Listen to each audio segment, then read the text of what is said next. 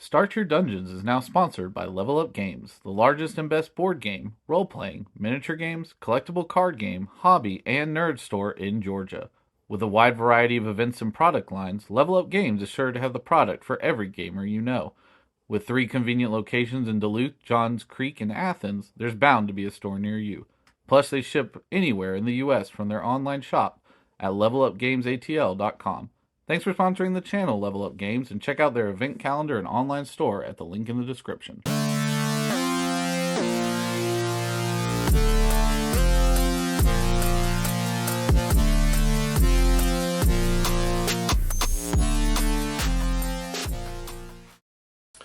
Hello everyone, welcome to Start Your Dungeons. I'm Adam. I'm Bryce. And today we're doing another retro review. So unfortunately you can no longer buy this. But is it available in PDF anywhere? I don't know. We went looking for it recently and struggled. You might be able to find a copy of this as a PDF. You might have to pirate something. No. If you can't find it, look on Noble Knight. Yeah, look on Noble Knight, or I was joking. Yeah. Don't ever do that for games, guys. This is what supports. But it was under similar to our review we just did of our Star Wars one. It was under the Edge license with Fantasy Flight Games. Before we get any further, this is in the End of the World. But this is specifically the one we're talking about is the zombie edition of this one because it's the one we have. So this is one of 4 books. Yeah, there was this one. There was an alien one. There was a natural gods. And then what was the 4th one? It was like Terminator kind of stuff. Oh, yeah. Robots. Like the robot one. Yeah. So those 4 different setting books all using the same system. This came out 2014, 2015. It's been a while. Yeah. So like it's one of our retro reviews because, like I said, we went looking for this recently. I was talking about this up at our Level Up Games locally, and he was like, I want to look into this, and they don't sell it. Like you couldn't find any distributor, so it might be hard to find. But we love this game, and we really wanted to talk about it because if you can find this in like a shop in the back where like nobody else has bought it for a while, this is a hit. Yeah, like, this game is great. So what comes in this book? So this single book is got all your rules in the front. There are not a lot of rules to this game. It is a pretty simplistic system. It's based on a Spanish game originally, and then they basically Fantasy Flight took that system and translated it to English for the End of the World. And basically the front of the book again has a bunch of stuff on how to play the game, but most of this book is based on your setting. So your setting goes through into the back. One thing I love about this game is there is not just one setting. So there is not just one type of zombie. There's one where zombies are actually just the thing. They're a goo that spreads and consumes people. There's one that's basically caused by a meteorite that makes zombies super fast, but they deteriorate like normal humans, so they can run at high speeds, but their body breaks down the same way. It's like a 28 days later kind of thing. You've got your slow lurking kind of zombies. Night of the Living Dead. Yeah, and then there's another one in here as well. There's like 4 or 5 in here that they do, but they all are vastly different from each other. So depending on what you want your zombie to be like, you can kind of make and choose how you want to do it. You could totally do it more like The Walking Dead, or my personal favorite, do it like a Resident Evil game. Yes, I'd be down for that. Yeah. So what about the quality? I love this book. It's a nice bound, hardcover book. This was $40 when I picked it up. I love the art in this book. I don't know if y'all can see it. It's mostly black and gray. Yeah. So So it's very, very easy to kind of understand and very well done. The pages are really nice because they're very simple. That's something I really like about this is, I mean, you can look at these pages, they're not filled with a lot, but it's because the rules are so simple and easy that you can kind of just breathe, through this system kind of by reading it, and you're not struggling to be like, oh, there's 100 charts in here. Yeah. And I think that's a big part of why I like this game, because again, if you look at it, I mean, the rules and the introductions and playing the game, let's see, it is not very long. Yeah, so that much of the book is the game. This is all the scenarios. Yeah. So there is a ton of stuff in here to get you going and get you started on playing this game. It has built-in replayability. Yeah. I think this game is actually one of the best when it comes to endless value. Yeah. So how easy is it to get into the game? I think it's really simple. It's a very simple system. To play this game, you're going to need D6s, but you're going to need 2 different colored ones. Mm-hmm. So the way the game works is you build dice pools based on what scenario you're trying to accomplish. Love a dice pool. Yeah. So let's say you're running away from a zombie. You're going to use a specific stat for that. There's 6 different stats in this game, and the way this game actually is meant to be played, you're supposed to play as yourself, like your actual person. And everyone has basically physical, mental, and like social stats, and you have 2 on each side. And you spend 10 points at the beginning to basically pump them up. And what that is whatever number that's on, that's the number you need to hit or roll under to be able to succeed on it. Because of that, you're not always going to be great at everything, but you also have traits that add or subtract things. So let's do the running from a zombie.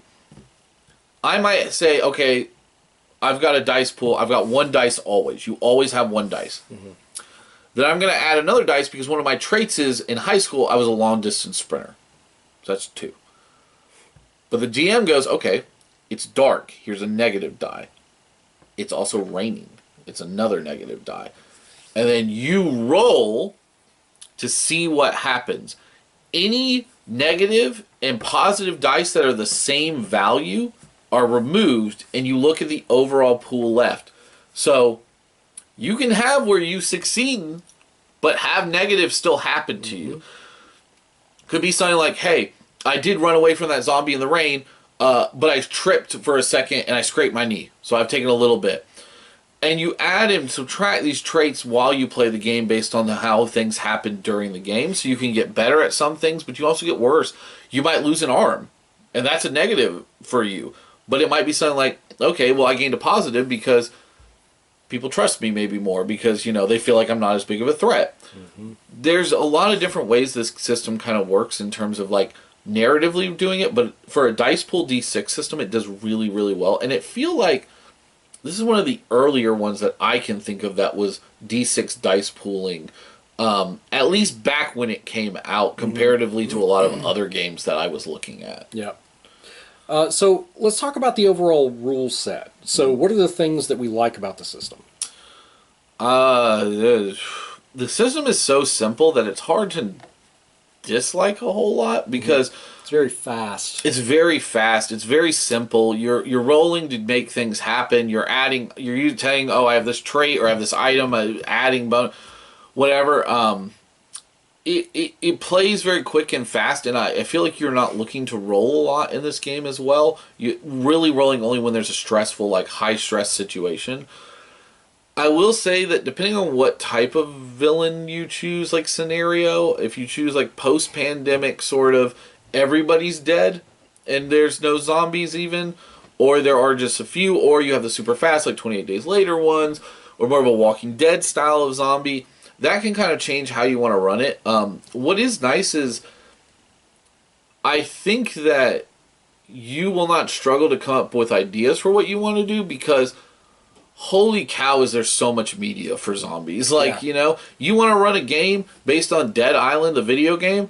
You can do that. You want to do 28 Days Later? You can do that. You can do all of these options and grow and build what you want because the rules are so, not bare bones, but simplistic in a way that they breathe, making sure that you can make what you want to happen. And you could teach this to a bunch of people who probably don't play role-playing games. Right. And let's say you're just having a group of people over and just say, hey, let's run this scenario. I don't think that would be very hard at all. No. And I think for a player, building a character does not take long. It's super fast. It's narrative too, so you actually... What's funny is you actually tell people what your stats are at the end, and people can veto them. Yeah. So you can be like, I got a 3 because I'm super fast. And they're like, bro, no, you're a 2. Like, don't lie to me. I love that part. Yeah. Because I remember when I read that, it was just like, you're going to call out your friends. Yeah. So it's a good one for that. No, you ain't that smart, dude. Yeah. So, and what's great too is at the end of every scenario that you play, at the end of every time you're done, you get to pick between a positive and a negative trait, and then your party votes on which one they feel like more thematically matters. In most cases, you're going to give them a positive, but sometimes it's like, look, that negative is glaring now because of it, so we're going to have to give you that. Whether it be something like, look, the positive is maybe you were a great sharpshooter this one, you hit a bunch of zombies, so we're going to give you sharpshooter. The negative might be, most of the townspeople hate us now, and that might be more narratively appropriate for the situation. Yeah. And I like that. It bleeds cooperation in a lot of ways that I feel like a lot of games, again, at the time this came out, weren't doing as much, except for the early Powered by the Apocalypse stuff. What about things you don't like? I would argue that this only having 5 scenarios is also kind of because there's no stat blocks or anything for like a bunch of different monsters. What they'll do is if you pick a scenario in here, they give you options of what enemies are like, but they only give you like this is literally the only 3 options they give you for the pandemic style of game. So in some ways you could build your own, but in some ways the book also limits you in what you can do without having to jump between them all. There are 3 or 4 for every single scenario, so you could use that to your advantage, but just maybe tweak them a little bit. Yeah, I do think that it is a good game on that regard in terms of like you can use all the different stuff, but I will say that like it does kind of full-fledged you into that sort of game because they're like, if you pick the scenario, this is what we're going to give you for options. Yeah. But I do like too that the scenarios in here are like post-pandemic, but like the one they are like, we're going to have this adventure on an oil tanker. You're going to have this adventure on a massive like sea ship. You're going to have this in a remote town. Like that sort of thing gives you some options of how you want to run it. But I do think that not having I'll call it a bestiary almost of monsters, I think is a little bit kind of disappointing at times. So we've kind of hinted on it already, but so is this a complete game? Could you play it indefinitely? And with that limited number of scenarios, what do you think? So yes, I do think you can run this game indefinitely. I've run this game 10 times probably. Some of them like one shot, some of them long term, and like it comes to an end point always, which is basically you survive as long as you can, and then I'm going to kill you. Like honestly, it's like what should have happened with The Walking Dead. Yeah, like you're not wrong. Listen. We got too many people surviving. Yeah. And you got 3 different spinoff shows, and they're all about the same people, and they found more survivors. Come on, man, let's not do this. Yeah. But I do think it is a complete game. You don't need to buy anything else from this.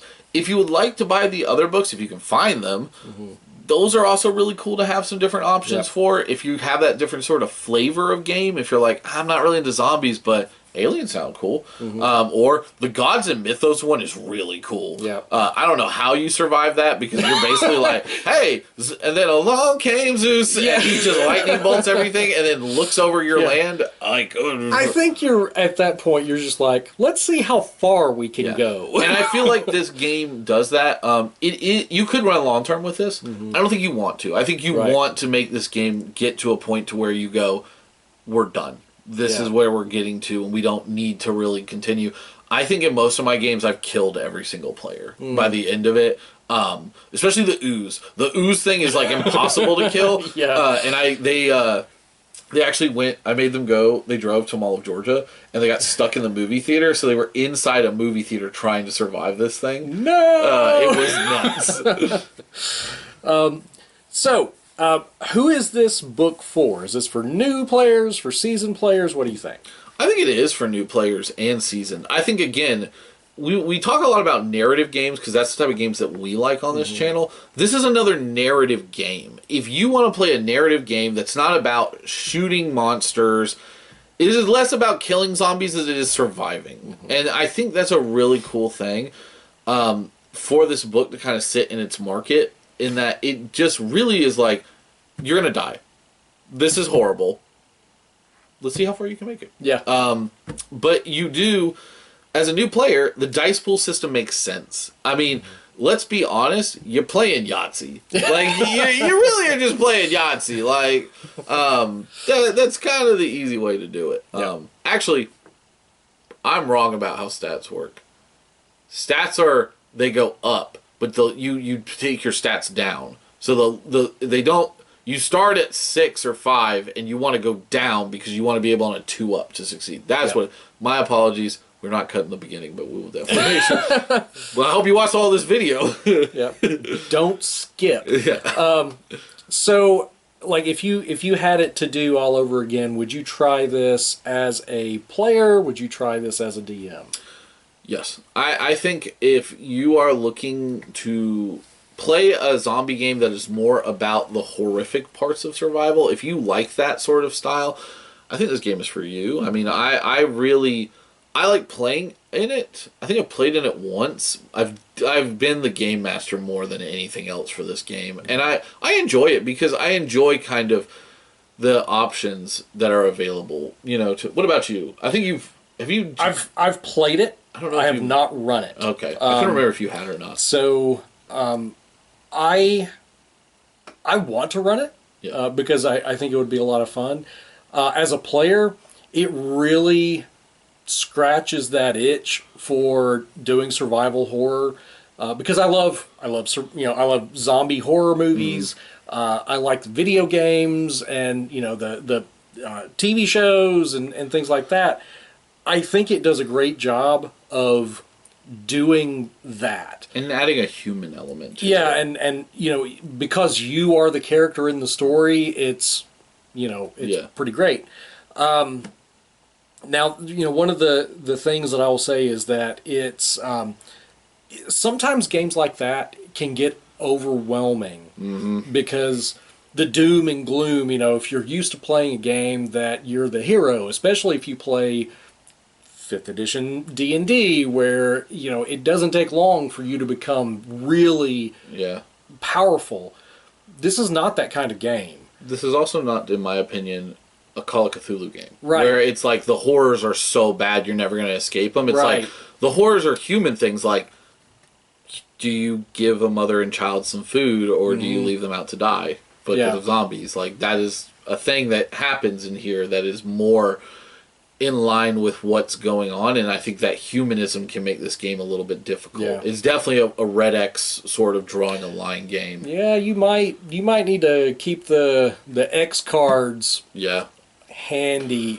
Right. Or just have that pregame discussion. One of our local guys who runs stuff for us, Wayne, he always talks about, making sure that the line that you can cross in some instances for story and the line you cannot cross. And I think that's important to understand because in a lot of these games and movies and books and TV shows, there are really adult themes that happen. Yeah. And, again, this is not Call of Cthulhu where you're just trying to survive until Nyarlathotep comes out and eats your face off. Like, this is how am I surviving in a zombie apocalypse with a bunch of other humans who all are worried that at the end of the day we're going to betray each other. Yeah.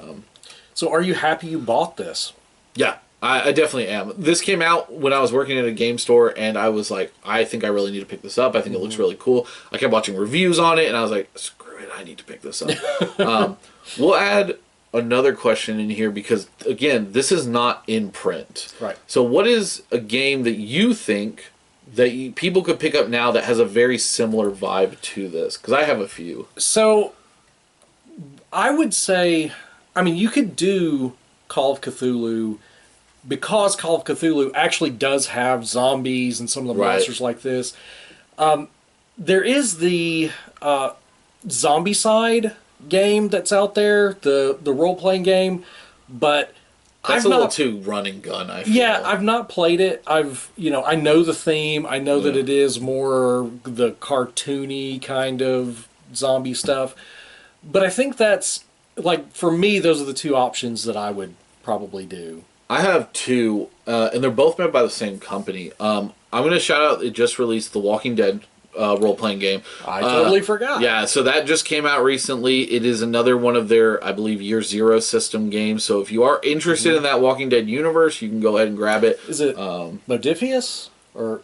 No, I'm pretty sure that's Free League. Oh, Free League. It is Free League. Yes, and the other game I'm going to mention is not a zombie game, but it's another Free League game that has the same human horror aspect. It's Twilight 2000. You knew exactly what I was going to say. What did you?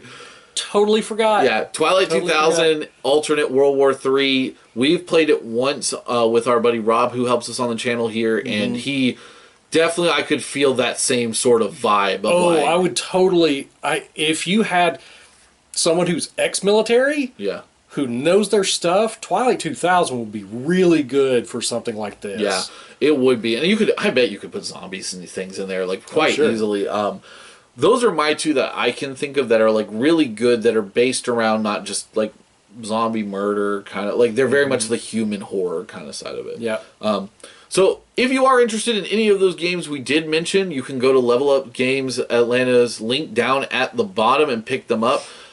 If you have played this one, tell us, did you enjoy it, what you liked about it? And also, if you haven't played it but are interested in it, which of the 4 different settings grab you the most? Because again, I like the zombie one, but I think the Myth and Gods one sounds scary as hell. I'm really interested. I never bought it, but I'm still interested in getting the one that's more like the Terminator. The robot one? The robot one. Yeah. Because I could make some really cool stuff happen with that. Heck yeah. Heck yeah. Awesome. Well, as always, we want to thank Level Up Games for being our sponsor of the channel, and we hope that you guys will be able to enjoy this product, hopefully by finding it, but if not, checking out some of the other products we mentioned. But until next time, y'all take care. Bye.